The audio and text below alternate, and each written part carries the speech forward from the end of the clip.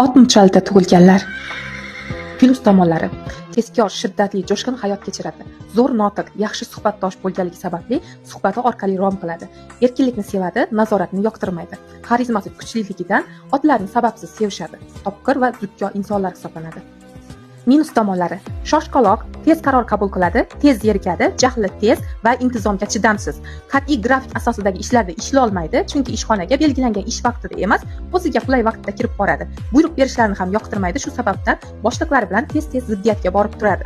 Tashqi ko'rinishiga juda ham e'tiborli, o'z stiliga ega va o'sha stilida abadiy qoladi, trendlarga ergashmaydi. Shu sababdan ham imidji haqidagi har qanday tanqidni qabul qilmaydi.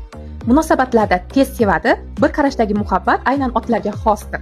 Romantik, kuchli ehtiros egasi, lekin nazorat, rashk, shubha otlarni sizdan uzoqlashtiradi. Tashqi ko'rinishi haqidagi maqtovlarni yoqtiradi, e'tiborsizlikni esa o'ziga nisbatan haqorat deb qabul qiladi. Sevgida otlarga yetishmaydigan narsa bu erkinlik va e'tibordir.